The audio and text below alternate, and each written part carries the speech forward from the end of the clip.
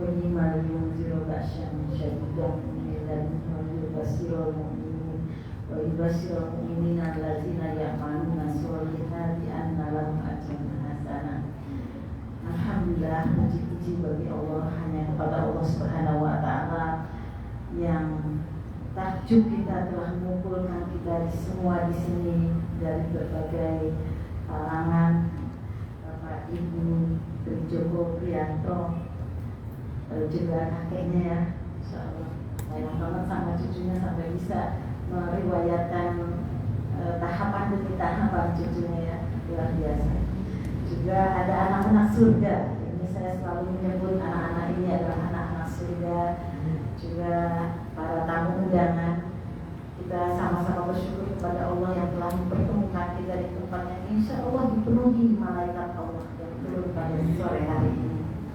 Juga selawat beriring salam kepada manusia yang paling mulia, manusia yang sempurna, yang kita ikuti segala tindak lakunya, semua titah-titahnya. Dialah Nabi Muhammad SAW, dan senantiasa kita doakan kita yang mendapatkan syafaatnya nanti di yaumil akhir. Amin. Alhamdulillah, pada sore hari ini tentunya ada yang sedang deg-degan akan menghadapi hari yang sangat penting esok di tanggal 27 November, di mana orang-orang selalu menganggap itu namanya memasuki hidup baru. Kenapa disebut hidup baru? Karena memang semuanya akan berubah. Anaya ya, akan berubah segalanya. Yang dulu kita bisa bebas semaunya, ternyata besok akan ada yang selalu harus kita mintai izinnya. Yang dulunya kita bisa melakukan suatu apa yang kita inginkan, besok betul-betul harus ada batasan-batasannya. Dan tentunya sudah disadari oleh Al-Bidah Ataya. Itulah kenapa disebut hidup baru. Ada pergeseran tanggung jawab daripada kedua orang tua, Bapak Ibu Trijoko, berpindah kepada calon suami dan besok telah menjadi suami, Zikodo Herutomo. Itu harus kita siapkan dari sekarang. Ternyata ada pergeseran tanggung jawab. Yang bertanggung jawab memberi nafkah, yang bertanggung jawab memberi pendidikan adalah bukan lagi orang tuanya. Dan karena itu marilah kita bersihkan kembali niat, mari kita betulkan kembali niat. Untuk apa pernikahan itu? Kalau dalam bayangan kita menikah itu untuk bahagia, siap-siap kita kecewa. Di para mantan lawas sudah mengetahui, sudah mengalami betapa riak gelombang, kerikil-kerikil tajam, tidak seindah yang dibayangkan. Jadi kalau kita menginginkan kebahagiaan, kita niatkan bahagia, itu kecewa.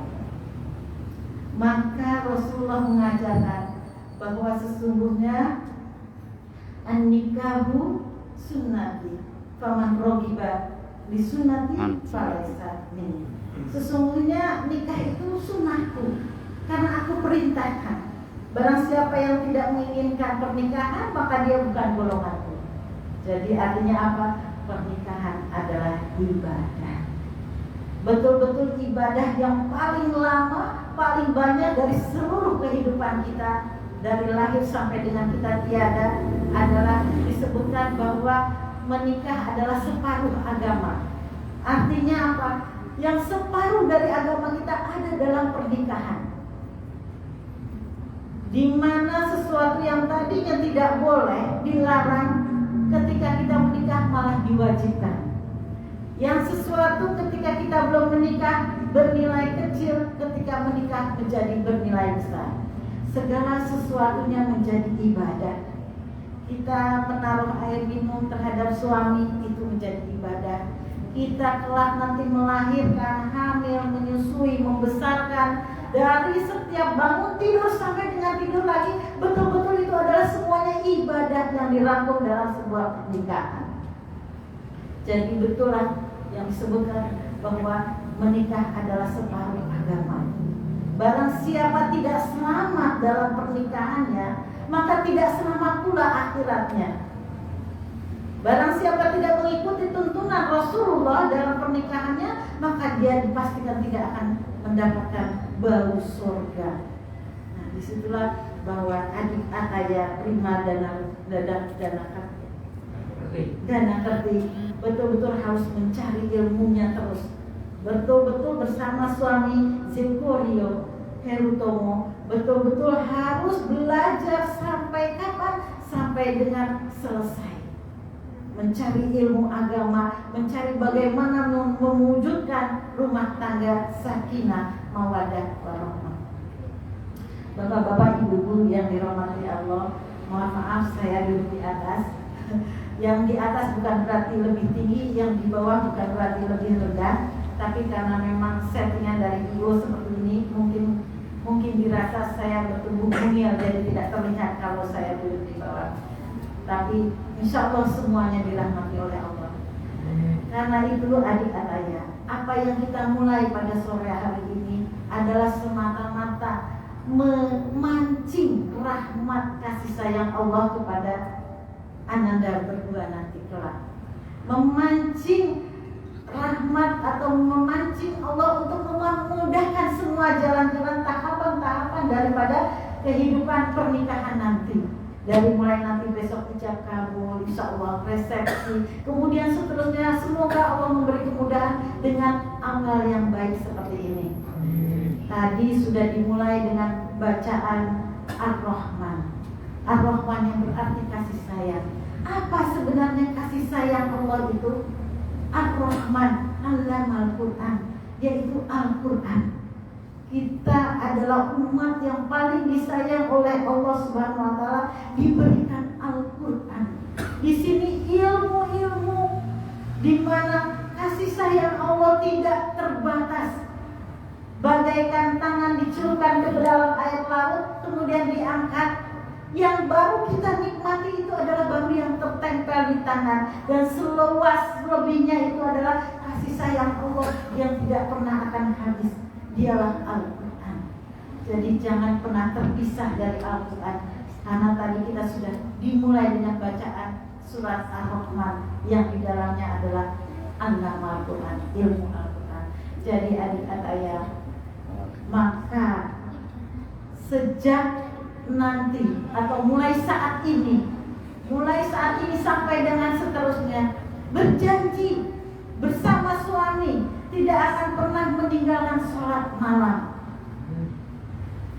Karena setiap malam, di tengah malam itu malaikat-malaikat turun ke bumi menengadahkan tangannya untuk mendoakan orang-orang yang terbangun di tengah malam. Dengan kasih sayang, apabila suami bangun duluan, bangunkan istri. Istri apabila bangun duluan, bangunkan suami. Wahai suamiku, mari kita mencari rahmat Allah. Dan apabila itu selalu diteruskan setiap malam, tidak ada jedanya, tidak ada kosongnya untuk bangun di tengah malam, maka kalian berdua akan menjadi perbincangan para malaikat yang untuk memintakan kepada Allah agar rumah tangga selalu dinaungi, dimudahkan, diberi kebaikan-kebaikan.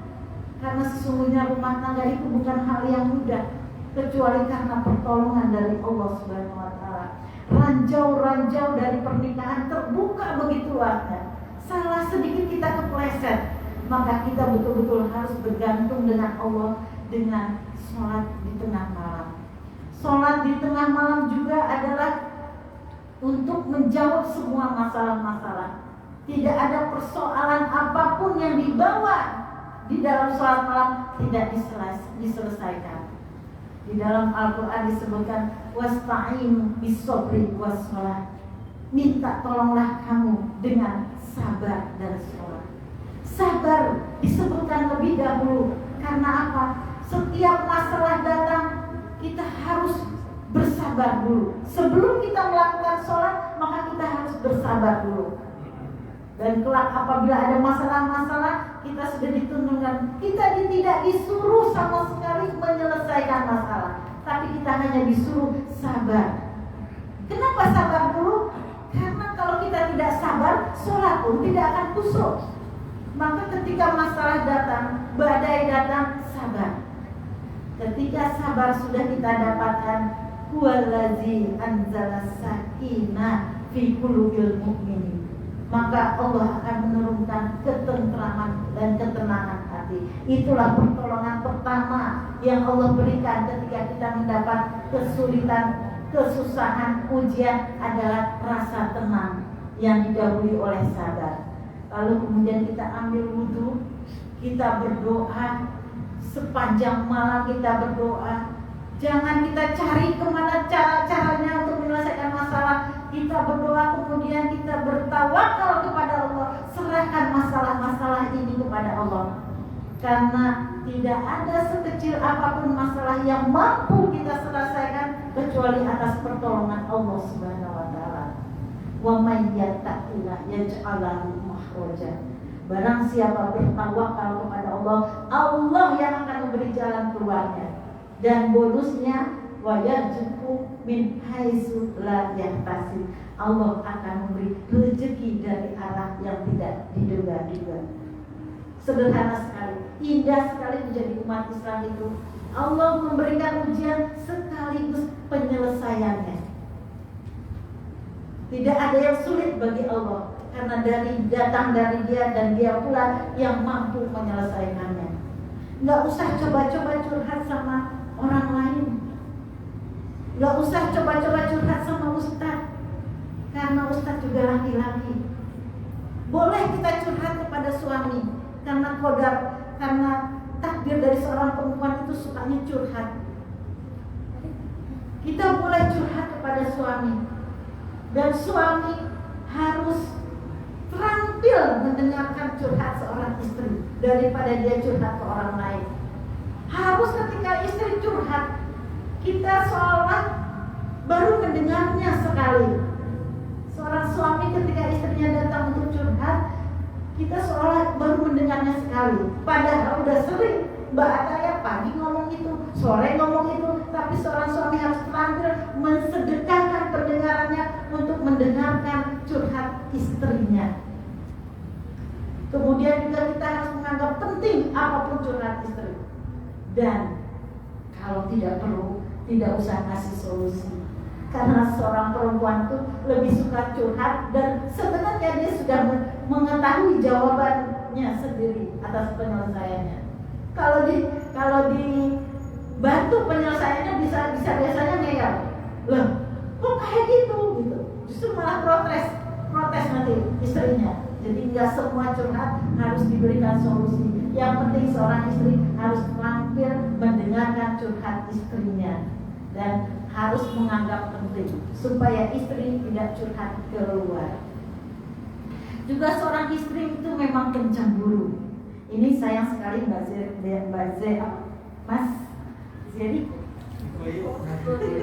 Wah, maaf ya, Mas Cikorio tidak ada ya, tapi nanti bisa dibisikin ya. Bahwa seorang perempuan itu memang pencemburu. Tadi karena niat menikah adalah karena ibadah, kita bawa bagaimana kita mencontoh Rasulullah ketika istrinya cemburu.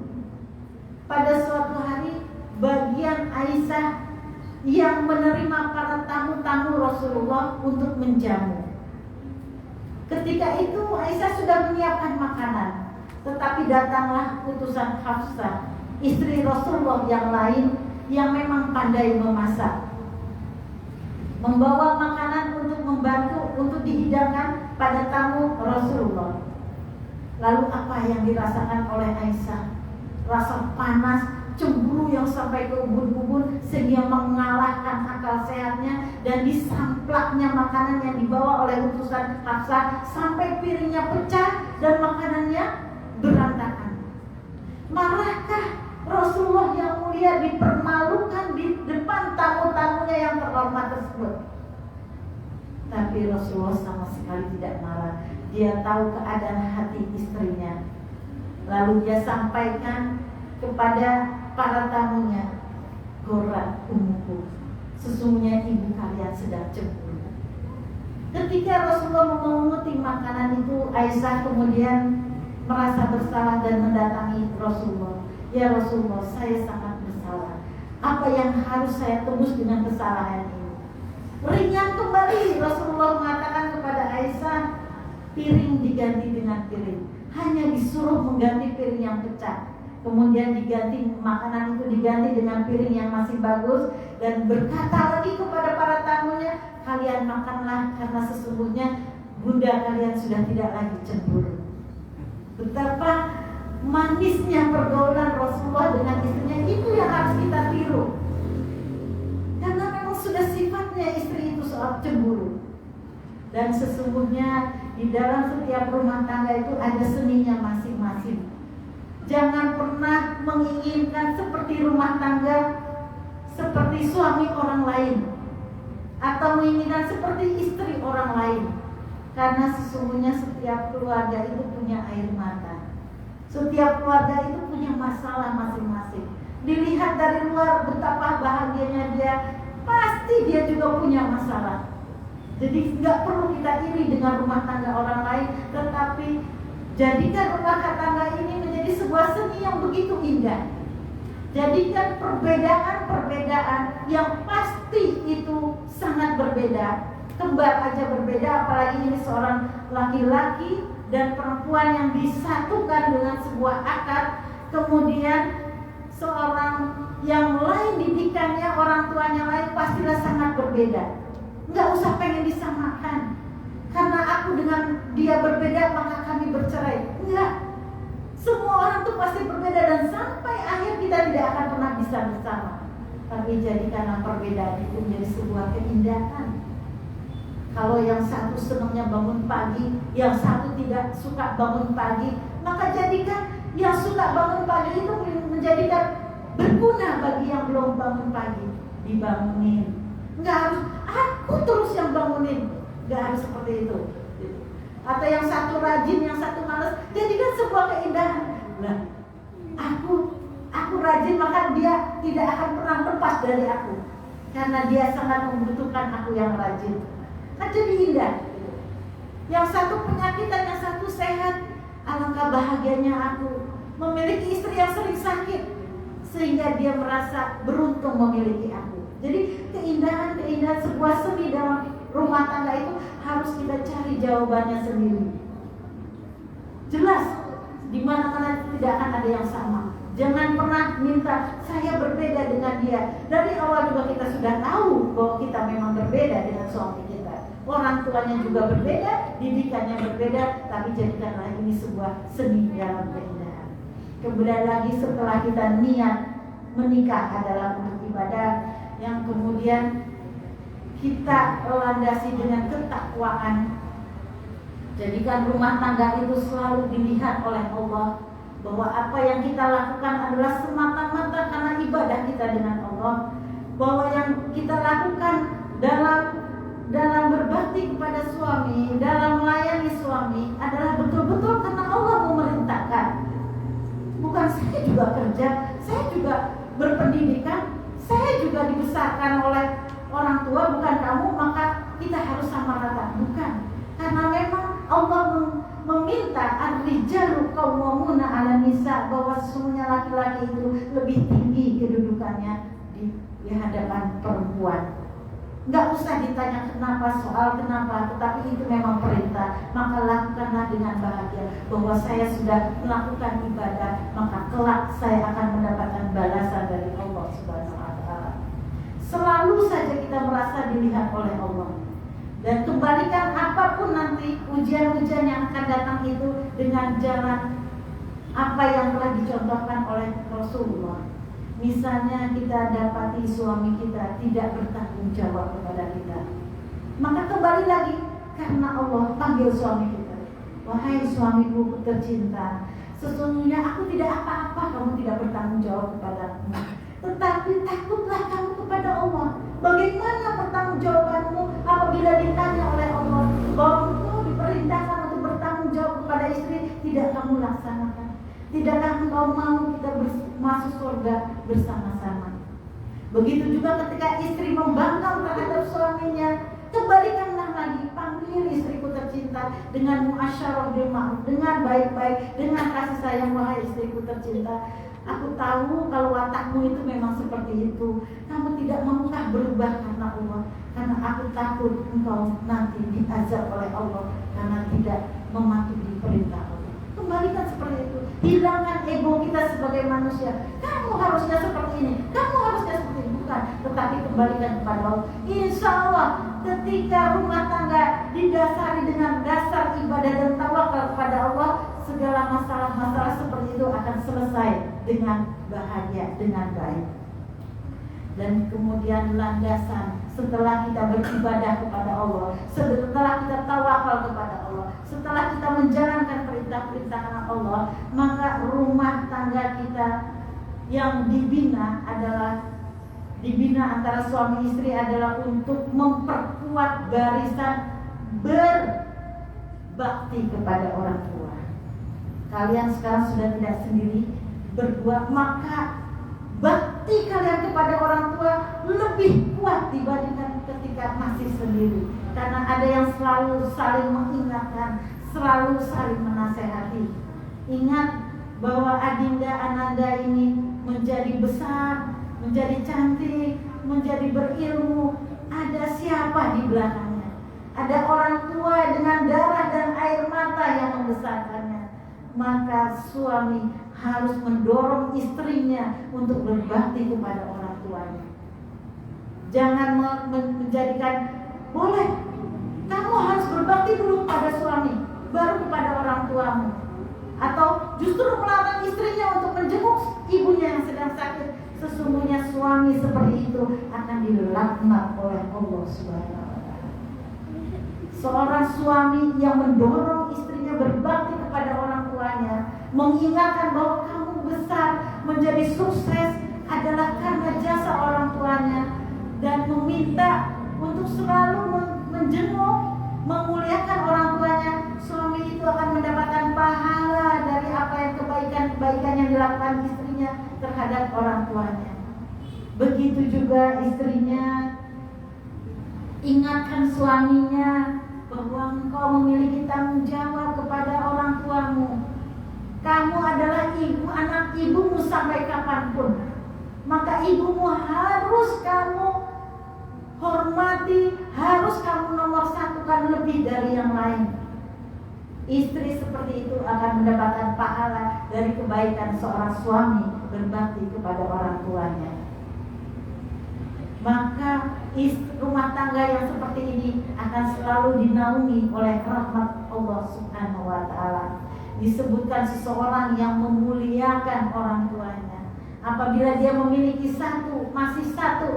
masih memiliki dua orang tuanya, maka di dalam rumahnya setiap hari ada pintu surga. Dan apabila salah satu telah tiada, maka dia memiliki tinggal satu pintu surga. Dan apabila orang tuanya sudah tidak ada, bersedihlah, dia tidak lagi memiliki pintu surga. Selagi masih ada pintu surga di rumah kita, muliakan pintu-pintu surga itu. Masuklah pintu surga itu. Ambil tangan orang tua setiap pagi, lihatkan wajah yang ceria, yang bahagia. Muliakan dia, memiliki barang-barang, misalnya kita panen pisang, berikan yang terbaik buat orang tua kita. Kalau kita membeli sebuah pakaian, berikan pakaian yang terbaik. Bukan kita sudah tidak suka baru kita berikan kepada orang tua. Muliakan orang tua setelah memuliakan Allah. Wa qadara rabbuka alla ta'buduna illa iyyahu wa bil walidayni ihsana. Di mana-mana di dalam Al-Qur'an, di dalam hadis, semuanya mengatakan setelah kita beribadah kepada Allah baru berbakti kepada orang tua. Orang tua kedudukannya di bawah setingkat dari ibadah kita kepada Allah. Beribadahlah kamu kepada Allah, kemudian berbuat baiklah kepada orang tua.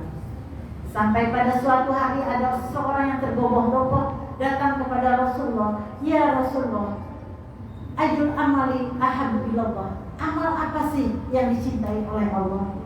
Lalu Rasulullah mengatakan as-sholatu ala waqtiha. Sholat tepat pada waktunya, tidak menunda-nunda lagi, saling mengingatkan. Yang laki-laki datang ke masjid dengan segera, yang perempuan silakan ke masjid atau di rumah, usahakan berjamaah. Sholat ala waqtiha. Qultu summa ayyu ya Rasulullah, apalagi ya Rasulullah? Lagi-lagi lagi setelah ibadah kita kepada Allah. Rasulullah mengatakan birrul walidain. Yang kedua adalah berbuat baik kepada orang tua. Bukan sedekah, bukan haji, bukan perang jihad fisabilillah. Yang kedua adalah berbakti kepada orang tua. Begitu mulainya orang tua, dan di balik itu pasti ada hikmah yang teramat dalam, bahwa seseorang yang berbakti kepada orang tua, yang memuliakan orang tua, Allah pun akan memuliakan dia baik di dunia maupun di akhirat. Tidak akan ditunda-tunda seorang anak yang berbakti kepada orang tua, pahalanya atau kebaikannya tidak akan ditunda sampai dengan di akhirat. Di dunia pun sudah akan dibalas. Maka kita perhatikan bagaimana orang-orang yang sukses, yang hebat-hebat dalam biografinya, bahwa mereka adalah orang-orang yang sangat berbakti kepada orang tuanya. Ingin kita memiliki anak yang soleh, bakti kita kepada orang tua. Ingin kita mendapatkan rezeki yang berlimpah, bakti kita kepada orang tua. Ingin kita lepas dari segala masalah, minta doa kepada orang tua setelah kita mengangkat tangan untuk meminta kepada Allah. Kemudian yang ketiga adalah berniatlah adik saya bersama suami menjadikan rumah tangga adalah surga. Rumah adalah surga, baiti jannati. Karena sesungguhnya rumah tangga itu bisa menjadi neraka, bisa menjadi surga. Bisa yang setiap hari menjadi neraka, bisa yang setiap hari menjadi surga. Dan seseorang tidak akan mendapatkan surga di akhirat. Surga sebenarnya sebelum rumahnya yang di dunia dijadikan surga. Maka baiti jannati, rumah tanggaku adalah surga, adalah mutlak, harus diusahakan, diupayakan dan diperjuangkan. Yang pertama, hilangkanlah setan-setan yang ada di rumah. Karena setan itu tidak pernah suka kalau kita masuk surga. Setan itu tidak mau kita beribadah. Setan itu lebih suka kita suami istri yang selalu bertengkar. Suami bertengkar dengan istrinya, istri bertengkar dengan mertuanya, anak melawan kepada orang tuanya. Itulah pekerjaan setan di dalam rumah. Sehingga setan belum dikatakan berprestasi apabila dia belum memisahkan antara suami dengan istri. Itu harus diwaspadai. Bagaimana cara kita menghilangkan setan yang ada di dalam rumah? Rasulullah mengajarkan apabila kita masuk ke dalam rumah, ucapkan Assalamualaikum warahmatullahi wabarakatuh. Ada atau tidak orang di dalam rumah, setiap kita membuka pintu, maka ucapkan salam. Maka setan akan lari terbirit-birit. Yang kedua, bahwa apabila kita makan, bacalah bismillah.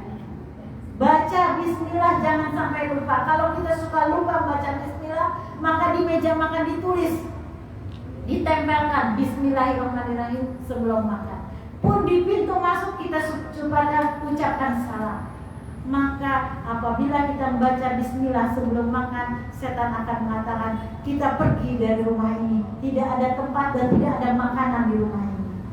Dan kemudian ketika kita keluar rumah, walaupun pindah ke rumah tetangga, walaupun hanya ke depan rumah, kita harus berdoa.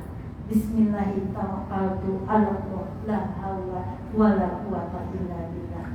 Maka kita akan dalam jaminannya Allah sampai kembali. Ketika kita bertawakal kepada Allah keluar rumah, maka kita ada dalam jaminannya Allah. Apabila kita pulang dengan selamat, maka karena Allah telah menghindari rintangan-rintangan kita selama perjalanan. Apabila terjadi di jalan sesuatu, maka kita sudah dijamin masuk ke dalam surga. Ternyata mudah sekali apabila kita dengan ikhlas mengikuti aturan-aturan dari yang diajarkan oleh Rasulullah. Yang kedua, jadikan rumah itu tempat majelis ilmu, tempat orang menuntut ilmu. Apabila kita belum mampu membuat majelis taklim di rumah, maka tetap suami dan istri itu saling mencari ilmu agama di dalamnya. Misalnya saat pada hari ini istri menceritakan kepada suamiku, aku barusan membaca hadis bahwa al-ummu Madrasatul Ula. Ibu adalah guru yang terbaik, guru yang pertama bagi anak-anaknya. Kemudian dibahas, jadi gimana Bu? Ya, berarti saya adalah pendidik yang pertama untuk anak-anak kita. Maka tidak akan saya lepaskan anak saya bisa membaca abjad kecuali saya yang mengajarkan. Dan saya tidak akan melepaskan anak saya bisa membaca huruf hijaiyah minimal kecuali saya yang mengajarkan. Karena sampai dia jadi apapun, jadi dokter, jadi profesor, jadi apa, kedua huruf ini tidak akan pernah lepas daripada ilmu yang akan dia pelajari. Betapa amal jariah yang kita dapatkan. Lalu bapak jadi apa? Bapak adalah kepala sekolahnya. Kalau ibu jadi bu guru, bapak kepala sekolahnya yang harus mendidik anak dan istrinya untuk bisa mempelajari ilmu-ilmu agama dalam ketaatan kepada Allah Subhanahu wa taala. Cukuplah disebut kedurhakaan seorang ayah terhadap anak-anaknya karena tidak memilih istri yang bisa mengajarkan kebaikan kepada anak.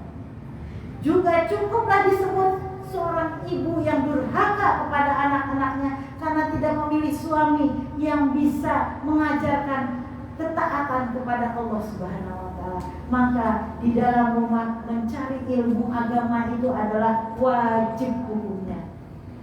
Ada seseorang yang ada seorang bapak yang ketika pergi dari rumahnya mendapatkan dinas di luar kota, dia resah sehingga bilang terhadap teman sejawatnya bahwa saya saat ini sedang resah karena tatanan yang sudah saya bikin di dalam rumah, bahwa setiap subuh ibu menyiapkan anak-anaknya, memandikan, memakaikan baju yang baik, dan bapak membawa ke masjid. Sebelumnya anak-anak diberi uang untuk bersedekah, diajari sedekah sejak kecil. Sekarang saya pergi, apakah istri saya mampu melakukan itu? Galau dia. Mencari seorang bapak yang galau ketika meninggalkan rumah. Apakah di rumah anak-anaknya sholat subuh berjamaah? Apakah anak-anaknya itu bersedekah pada hari itu? Apakah makanan yang dilebihkan setiap harinya? Seorang bapak yang menyuruh ibunya, lebihkan makanan anakmu sehingga dia bisa berbagi kepada teman-temannya. Bapak ini akan berbahagia di dunia maupun di akhirat. Inilah yang disebut bapak bahagia, yang telah membuat tatanan-tatanan anak-anaknya seperti itu.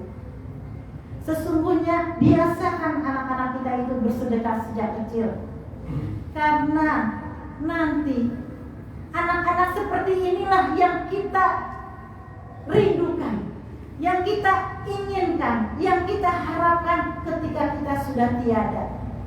Ketika kita sudah tiada, aliran pahala terus-menerus mendatangi kuburan kita karena sedekahnya anak-anak kita, karena bacaan Al-Quran anak-anak kita, karena istighfarnya anak-anak kita, sehingga kita nanti besok kaget di padang mahsyar, ya Allah, amalku tidak banyak, timbangan dosaku lebih berat daripada amalku, kenapa aku dipersilahkan masuk surga? Kemudian Allah mengatakan, itu karena istighfar dan kebaikan kesalehan anak-anakmu. Maka Hana, ibunda Maryam, sudah cerdas dibandingkan ibu-ibu yang ada sekarang ini.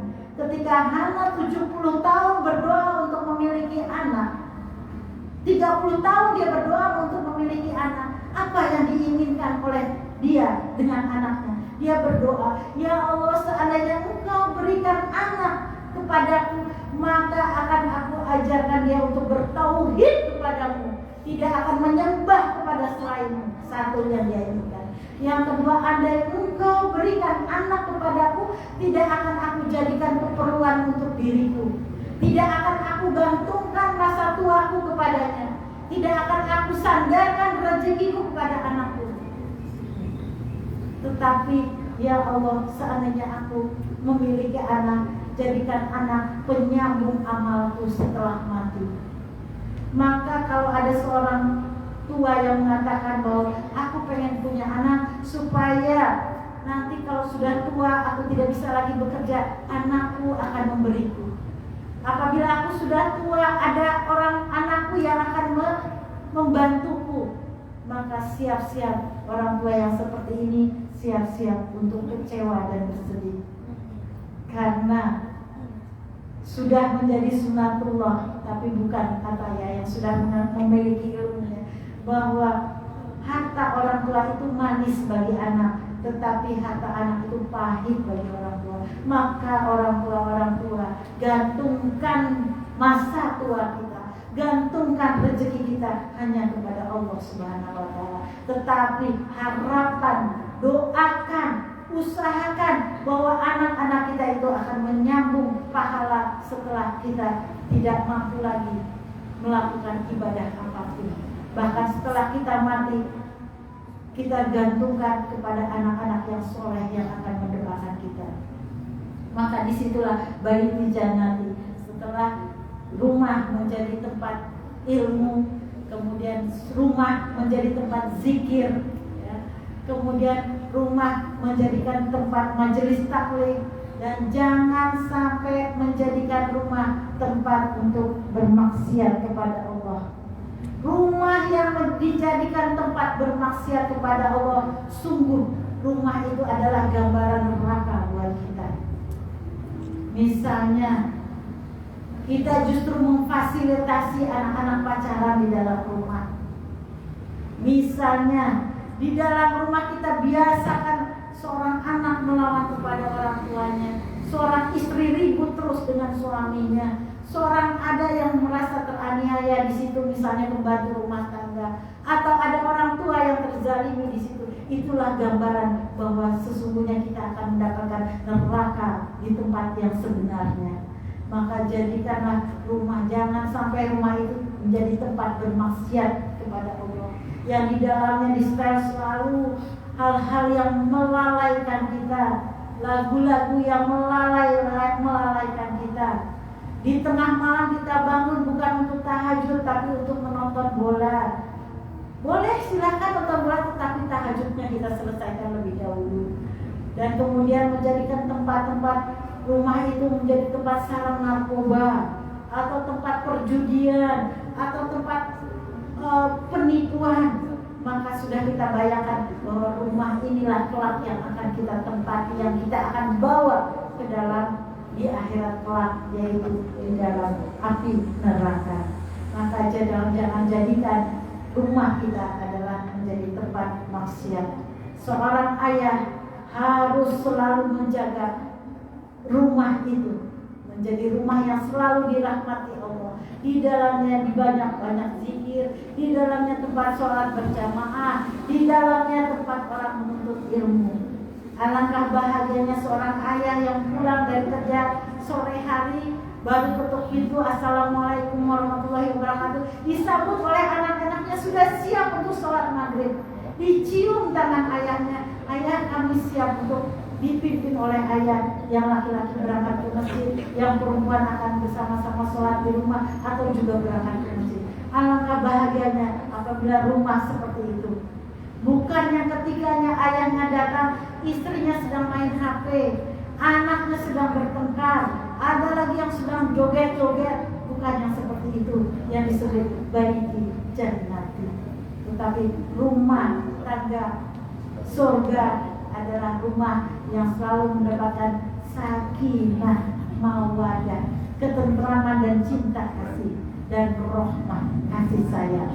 Maka sakinah, mawaddah, warahmah adalah tujuan kita dalam berumah tangga. Barakallahu. Demikian apa yang bisa saya sampaikan. Mudah-mudahan esok di hari pernikahan diberi kelancaran, kemudahan, keberkahan dari Allah Subhanahu wa Ta'ala. Selalu dipimpin oleh Allah atas apa-apa yang kita kerjakan sesuai dengan perintahnya. Mari bapak-bapak, ibu-ibu, alim ulama, ustazah, anak-anak surga semuanya, kita berdoa untuk kedua mempelai agar segala hajat diberi ridho dari Allah Subhanahu wa Ta'ala. Kita tundukkan hati kita, kepala kita menghadap kepada Allah Subhanahu wa Ta'ala. Semoga Allah mengabulkan semua doa-doa yang pada sore hari ini kita panjatkan Astaghfirullahaladzim Alladzi la ilaha illa huwal hayyul qayyum wa atubu ilaih. Astaghfirullahaladzim Alladzi la ilaha illa huwal hayyul qayyum wa atubu ilaih. Astaghfirullahaladzim Alladzi la ilaha illa huwal hayyul qayyum wa atubu ilaih. Ya hayyu ya qayyum bi rahmatika astaghits. Asri bi sya'ni kullahu wa la talqini ila nafsi tarfatah. Ya Allah ya Rabbi, mudahkanlah segala sesuatunya. Bantulah kami, bantulah semua hajat kami. Jangan kau serahkan kepada kami sekejap mata pun tanpa pertolongan darimu.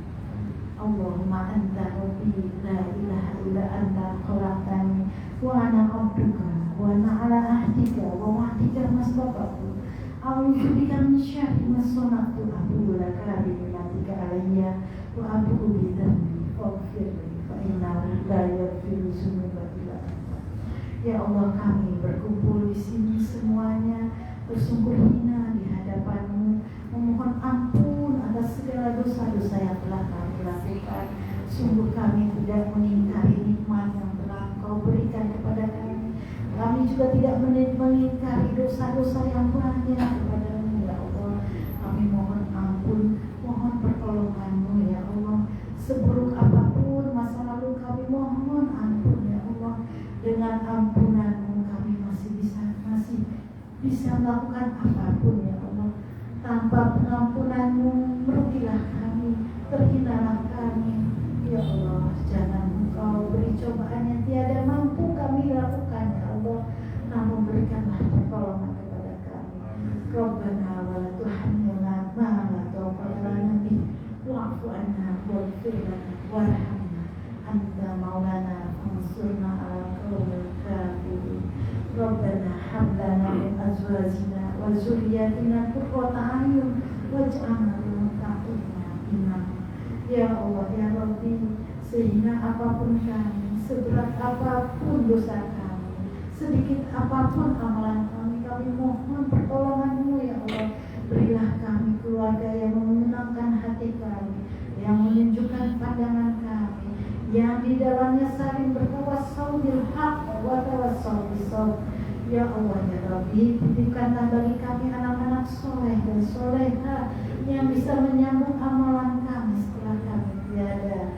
Ya Allah, tiadalah tempat kami memohon pertolongan kecuali kepada-Mu.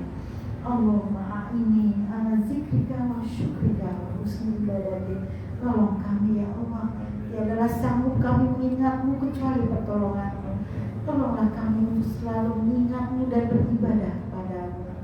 Ya Allah ya Rabbi, sesungguhnya esok kami akan mengantarkan anak-anak kami berdua tercinta untuk melangsungkan hidup bahagia, mengikuti sunnah Rasulullah SAW dalam pengabdiannya kepada-Mu. Ya Allah, mohon ridho-Mu, berilah kami kelancaran, kemudahan, keberkahan dari apa hajat kami ini, ya Allah.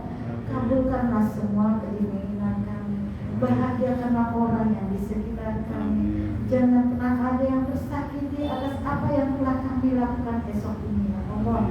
Tanpa pertolongan-Mu sesungguhnya kami tidak mampu melakukan apapun, ya Allah. Tolonglah kami, ya Allah. Bantulah kami, kasihilah kami, sayangilah kami, ya Allah. Ya Allah ya Rabbi, pada sore hari ini jadikanlah anak kami berdua yang kelak akan melangsungkan pernikahan bisa membentuk keluarga bahagia, sakinah, mawaddah, warahmah, yang selalu menyembah-Mu dan taat kepada-Mu dan selalu berbakti kepada orang tua. Berikanlah anak keturunannya anak-anak yang soleh, yang beriman dan bertakwa kepada-Mu. Banyakkanlah keturunannya ya Allah sebagai barisan dari Nabi Muhammad SAW.